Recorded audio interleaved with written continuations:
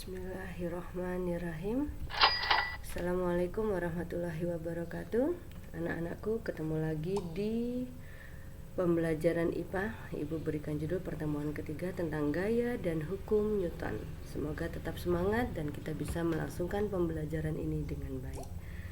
Oke anak-anak, gaya dan hukum Newton. Tujuan pembelajaran kita, kalian dapat memahami tentang konsep gaya dan macam-macam gaya. Kemudian kalian memahami penerapan resultan gaya, baik dalam proses perhitungan dan latihan-latihan soal lainnya. Kemudian yang ketiga, kalian bisa menjelaskan konsep hukum Newton 1, hukum Newton 2, dan hukum Newton 3. Serta yang keempat, kalian bisa menerapkan hukum Newton dalam kehidupan sehari-hari. Konsep dan macam-macam gaya, kita masuk ke materinya. Dalam kehidupan sehari-hari, tentunya kamu pernah melihat mobil mogok atau benda lain yang tak berjalan. Nah, untuk menggerakkannya, maka untuk menggerakkan mobil tersebut kadang kita memerlukan dorongan dari belakang, nih ilustrasinya. Atau bahkan sampai ditarik tali di sini. Biasanya kendaraan lain. Nah, kegiatan mendorong dan menarik mobil semacam itu diartikan sebagai gaya yang kita berikan kepada benda yang diam. Atau kita dapat menyederhanakan kalimatnya, gaya merupakan tarikan dan dorongan. Gaya itu apa sih? Oh, gaya itu menyebabkan suatu benda yang mula-mula diam menjadi bergerak. Yang diam kita dorong jadi berubah bergerak. Atau bisa merubah bentuk benda. Gimana merubah? Contoh, mobil hilang kendali. Tadinya mulus, Honda Xenia, Avanza mulus, tiba-tiba hilang kendali. Gaya besar menghantamlah tembok di pinggir jalan, menyebabkan apa? Bentuk mobil yang tadinya mulus jadi peot. Seperti itu yang dimaksud dengan merubah bentuk benda. Kaleng, kamu berikan gaya, kamu pukul dengan material. Nah, menyebabkan bentuk kaleng yang tadinya bagus menjadi penyot. Nah, kemudian yang ketiga yaitu merubah arah benda.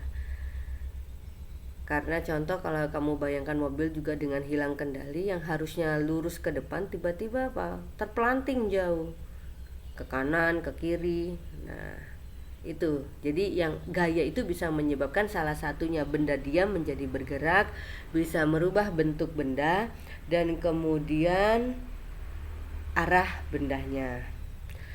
Kemudian kita lanjut, macam-macam gaya. Secara umum, gaya itu ada yang dikenal dengan istilahnya gaya sentuh. Artinya kita kontak langsung. Contoh, mobil ini tadi nih, kita berikan dorongan, kita mendorong. Nah, gaya yang kita berikan dorongan atau tarikan itu langsung tubuh kita fisik kontak dengan si mobil. Kemudian gaya tak sentuh atau tak kontak langsung. Contoh gayanya apa? Gaya gravitasi, ada buah di pohon tiba-tiba jatuh bebas, dan ada gaya gravitasi yang menyebabkan benda itu jatuh. Daun kena angin jatuh ke bawah, gaya gravitasi. Gaya magnet, contoh tasmu atau benda apapun yang ada magnet, maka dia kalau misalkan ada benda yang memiliki sifat magnetik, dia akan tertarik. Itu gaya yang tidak kontak secara langsung. Kita lanjut, resultan gaya. Gaya merupakan besaran vektor, yaitu memiliki nilai dan arah gaya. Jadi ada angkanya dan arah kemana. Nah, besar gaya digambarkan dengan garis lurus. Nah, ini dia nih. Nah, panah ini menunjukkan arah gaya. Contoh nih, ada benda 2 kilo, ada panah yang ke kanan. Ini panah ke kanan ini menunjukkan arah gayanya. Besarnya 3N. N ini simbol dari gaya, mengabadikan namanya si Newton. Jadi 3 Newton bacanya. Ke arah kanan yang kita baca panahnya ya. Kemudian ke kanan lagi ini ada 6 Newton. Berarti ada 2 buah gaya yang bekerja ke arah kanan, besarnya 3 Newton dan 6 Newton untuk menarik satu buah benda dengan massa 2 kg. Ada panah lagi ke kiri. Oh, berarti ini kayak tarik tambang deh, tarik-tarikan. Yang ke kiri tapi kekuatannya 4 Newton. Di sini ada penjelasan gaya 3 Newton dan 6 Newton searah ke kanan dan gaya 4 Newton berlawanan arah ke kiri. Berlawanan arah dan dia sendiri. Jika gaya dengan arah yang sama, maka resultan gayanya kita jumlahkan. Sama ini, karena kalau di kanan ini ada 2, misalkan di kiri juga ada 4 atau 5 gaya, ya kita jumlahkan. Tapi besarnya negatif karena ke arah kiri. Yang ke kanan 3 Newton, yang ke kanan satu lagi 6 Newton. Nah, jika gaya dengan arah sama, maka resultan gayanya kita jumlahkan. Sedangkan jika arah gaya berlawanan arah, maka resultan gayanya adalah selisih. Nah, di sini kalau berdasarkan gambar di atas kita bisa mencari resultan, itu akumulasi nilai gayanya, simbolnya R, resultan nih, sudah resultan R. Gaya kanan dikurang gaya kiri. Jadi berapapun jumlah gaya di kanan ditambahkan yang sama-sama kanan. Yang kiri jumlahkan sama-sama kiri. Ini kebetulan cuma 4 Newton. Yang ke kanan 3 Newton ditambah 6 Newton. Yang ke kiri hanya ada 4 Newton. Berarti 9 Newton, jumlah dari 3 tambah 6 dikurang 4, ketemulah 5 Newton. Kita lanjut, sudah masuk ke hukum Newton. Sebelum ke hukum Newton 1, 2, 3, inilah yang mendasari si Newton melakukan penelitian dan hingga menghasilkan perumusan hukum Newton 1, 2, dan 3. Yang pertama kali di sekitar abad ke-17, Galileo dia menyadari bahwa suatu benda menjadi lebih lambat atau lebih cepat jika jumlah gaya bekerja pada benda tersebut. Jadi benda bisa jadi lebih cepat atau lebih lambat karena ada sejumlah gaya yang bekerja. Jika gaya yang bekerja pada benda dihilangkan, maka benda akan terus bergerak pada garis lurus. Itu pernyataan si Galileo. Kemudian Galileo menyatakan bahwa suatu benda akan mengalami perubahan kelajuan hanya saat benda dikenai suatu gaya. Dia juga berpendapat bahwa suatu benda akan bertambah cepat atau melambat selama gaya yang bekerja pada benda tidak saling meniadakan.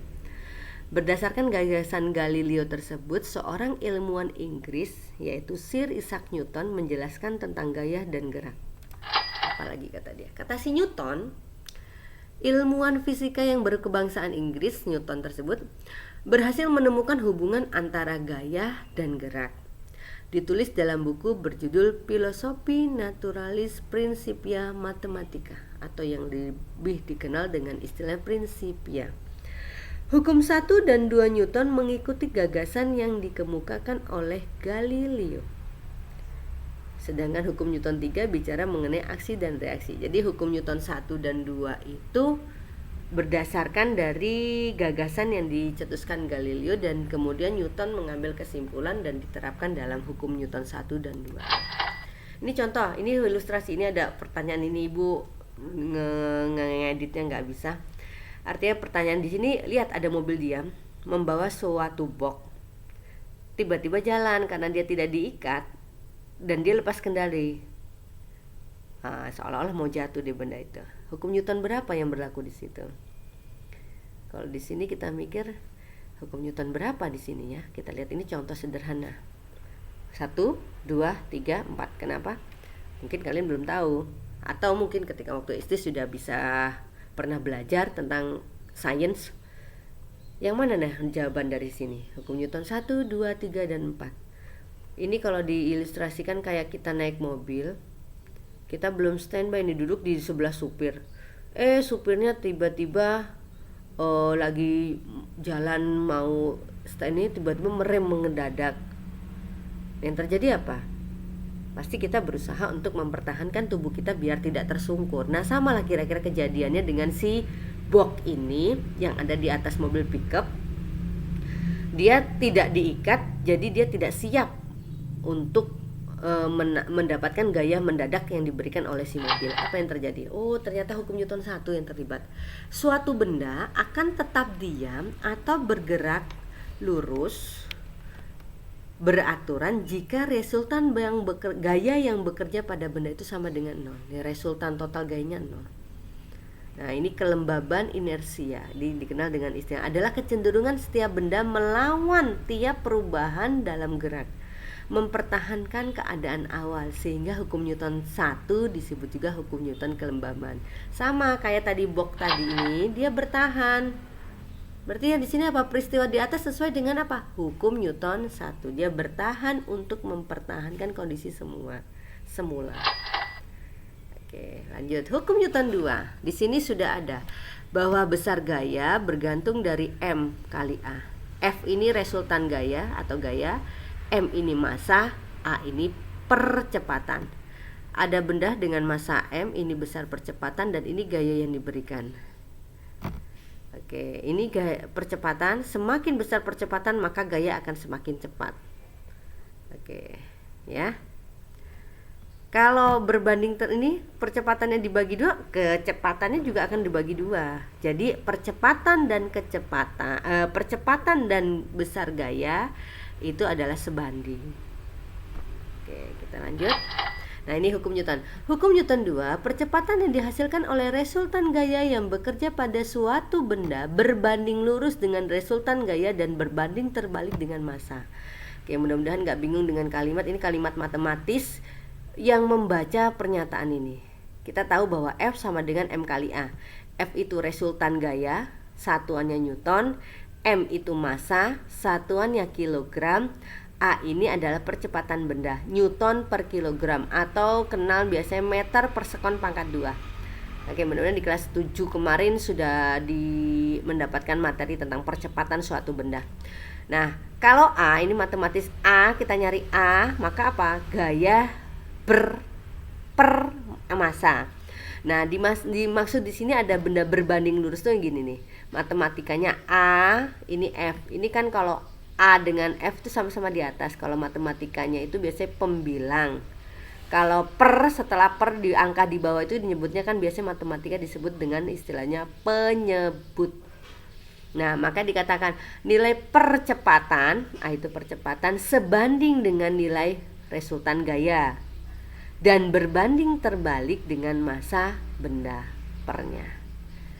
Oke, nak. Mudah-mudahan gak membingungkan. Hukum Newton 1 sudah tadi. Suatu benda dinyatakan harus dengan kelembaban, berusaha untuk diam. Ini hukum Newton kedua menyatakan bahwa apa? Besarnya percepatan benda berbanding lurus dengan gaya dan berbanding terbalik dengan massa benda. Mudah-mudahan bisa diingat F sama dengan M kali A dan bisa dipahami. Dan ini hanya hitungan satu-satunya di hukum Newton, hanya di hukum Newton kedua.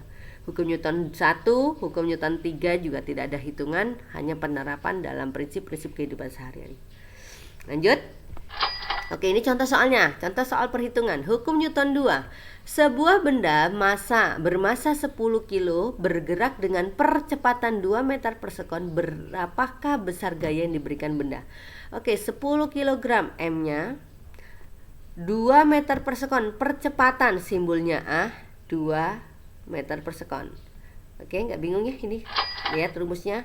A percepatan, F resultan gaya, M massa. Oke, massanya 10 kilo, percepatan 2, yang dicari F. Berdasarkan rumus tadi, F itu apa? M kali A. F sama dengan M kali A. M-nya 10, A-nya 2. Kita kalikan 20 Newton. Jadi besarnya gaya yang bekerja pada benda itu adalah 20 Newton.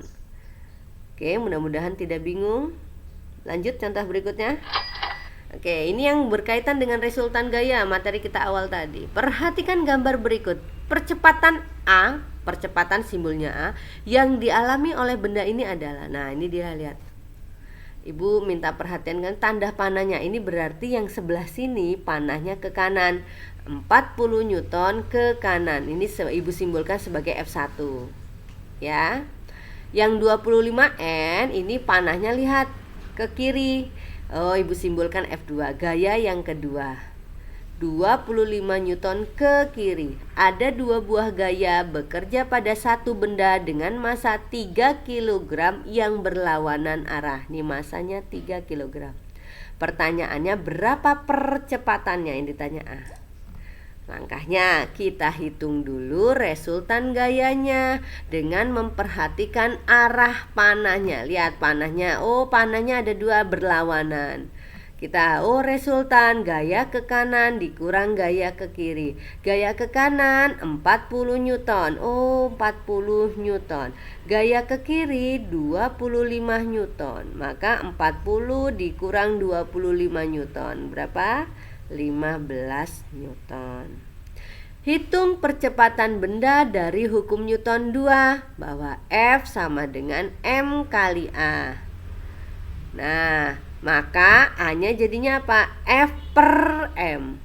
Sehingga kita dapat A, ini kalau dikata-katai, A percepatan, F itu resultan gaya dibagi dengan massa. Maka A sama dengan 15 Newton. Dari mana 15 Newton? Dari resultan ini tadi. Dibagi dengan massanya 3 kg. 15 dibagi 3 ketemunya berapa? 5 Newton per kilogram.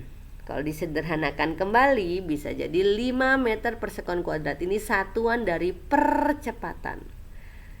Oke, mudah-mudahan bisa dipahami dua contoh hitungan. Yang pertama tadi, yang kedua penerapan hukum Newton. Oke, nanti bisa diulang-ulang lagi ya nak ya. Lanjut. Contoh yang lain dalam penerapan hukum Newton 2, gerak dalam lift. Ketika kita berada di dalam lift yang sedang bergerak, gaya berat kita akan berubah sesuai pergerakan lift. Saat lift bergerak ke atas, kita akan merasakan gaya berat yang lebih besar dibandingkan saat lift dalam keadaan diam. Kenapa? Karena berlawanan dengan arah gravitasi sebagai pemberat kita. Hal yang sebaliknya jika terjadi ketika lift yang kita tumpangi bergerak ke bawah. Saat lift bergerak ke bawah, kita akan merasakan gaya berat yang lebih kecil atau lebih ringan daripada saat lift dalam keadaan diam. Kenapa? Karena salah satunya adalah apa? Kita searah dengan arah gaya gravitasi. Sip, lanjut. Nah, ini ilustrasi hukum Newton 3. Ini seolah-olah dikenal dengan istilahnya hukum aksi reaksi. Ini ya, ini ada dua orang ini kayak ngaca. Nah, kalau dia tarik menarik, dengan bekerja pada satu benda dengan arah yang berlawanan di panahnya. Ke kanan ada lawan ke sini. Seolah-olah dia menarik apa? Suatu balok nih. Yang besar gayanya sama tapi arah gaya berlawanan. Tanda panah merah dan biru itu menunjukkan arah gaya yang berlawanan. Hukum Newton 3 dikenal sebagai hukum aksi reaksi. Ada aksi maka ada reaksi. Kamu menonjok tembok, yang kamu berikan aksi apa? Aksinya memberikan tonjokan ke tembok. Reaksinya yang dirasakan apa? Waduh, tangan saya sakit. Nah, itulah dikenal dengan hukum aksi reaksi. Apabila sebuah benda mengerjakan gaya yang dikenal dengan gaya aksi kepada benda lain, benda kedua akan mengerjakan gaya reaksi pada benda pertama yang besarnya sama dan arahnya berlawanan. Seperti itu. Kayak contoh, tadi ilustrasi kita nonjok tembok. Wah, temboknya nggak apa-apa, tapi gaya yang diberikan tembok kepada kita apa? Yaitu tangan yang sakit. Secara matematis, hukum 3 Newton, nah ini ada gaya aksi sama dengan min F reaksi. Gaya aksi sama dengan min gaya reaksi. Gaya aksi sama dengan gaya reaksi, tandanya yang berlawanan, artinya dampak yang diberikan. Hukum Newton 3 ini berlaku pada dua gaya yang merupakan pasangan aksi reaksi. Dua gaya dikatakan pasangan aksi reaksi jika satu bekerja pada dua benda yang berbeda, saling berinteraksi dan besarnya sama dan berlawanan arah tanpa tanda min. Ini menunjukkan gaya yang berlawanan. Oke, ini contoh, ada tegangan tali. Pada gambar di samping, gaya-gaya yang bekerja adalah sebagai berikut. Gaya 1, gaya yang diberikan pada tali. Gaya kedua, gaya yang diberikan dinding pada tali. Gaya yang diberikan bola pada tali. Yang ketiga, yang keempat adalah gaya yang diberikan tali pada bola. W-nya berat. Jadi dari kelima gaya tersebut yang merupakan pasangan aksi reaksi adalah gaya 1 dan gaya 2. Gaya 1, gaya 2 nih. Dan kemudian gaya 3 dengan gaya yang keempat. Itu dia pasangan. 3 dengan 2 nggak pasangan dia. Itu ya nak ya. Oke, berikut ini peristiwa yang terjadi di sekitar kita. Timbulnya gaya gesek pada ban saat mobil berjalan. Itu dia. Ketika mobil sedang berjalan, tiba-tiba direm, hukum Newton 1 yang berlaku. Batu yang digantung pada tali, maka talinya akan tegang.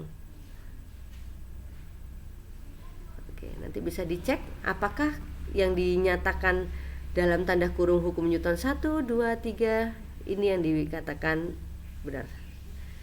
Oke, sampai di sini. Mudah-mudahan ada manfaatnya.